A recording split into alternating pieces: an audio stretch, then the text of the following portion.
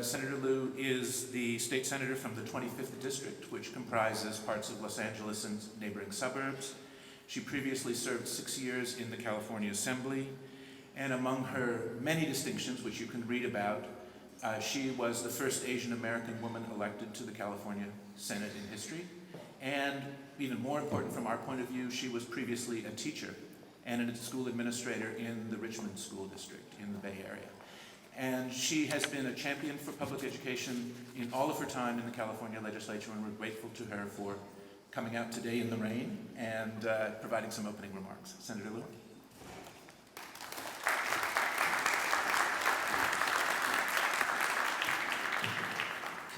Good morning, and thank you, David, for your kind remarks. I'm pleased to join you this morning, and yeah, it's really raining outside, cats and dogs.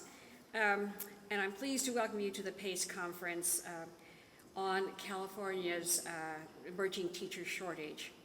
Access to quality education for all students is the foundation of economic opportunity and prosperity for our state and our nation.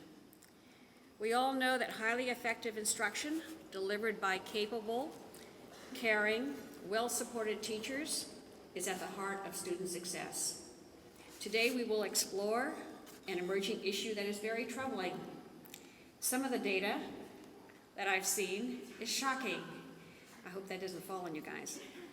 Declining enrollment in teacher preparation programs over the past decade, sharp increases in hiring this year by school districts, and significant increases in the number of emergency permits being issued. You'll hear from experts about new evidence of the state's emerging teacher shortage, with a particular focus where we are seeing critical gaps, such as in special education and substitute teaching. Practitioners will discuss recommendations for policies and programs that we can put in place to attract and retain quality teachers. I received my credential at Berkeley in the 60s as a fifth-year complement to my undergraduate work. Being organized and learning to backwards plan, my lessons were crucial.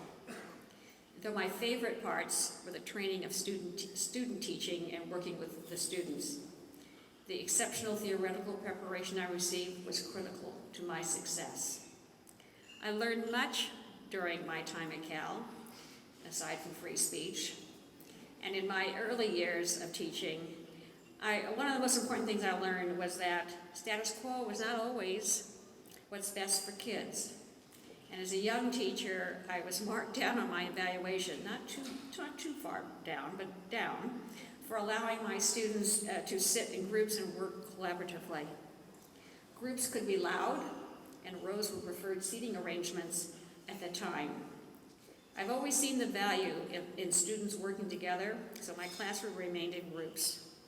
Ironically, we now have Common Core telling us that teamwork is a critical skill. In general, when I broke the mode to try a different approach, my students were more engaged and actually enjoyed learning. For example, we often began my ethnic studies classes with a traditional Chinese tea. That small difference, doing something fun, made my students look forward to attending my class.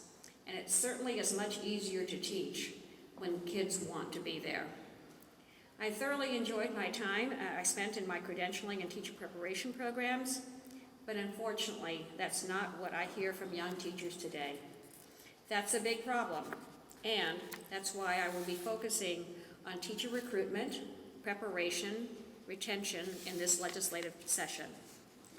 Research consistently identifies the quality of a teacher as the single most important factor in improving student achievement. Teacher recruitment, preparation, retention, and professional development have always been at the core of assuring teacher quality in education. For me, access to mentoring and peer support and creating a career ladder for the teaching profession are part of the solution. And today you will hear from great minds about the most pressing issues facing the teacher profession. Tomorrow, that conversation will continue with an informational hearing in the Senate Education Committee at 9 o'clock in the Capitol, room 4203, if you're still in town.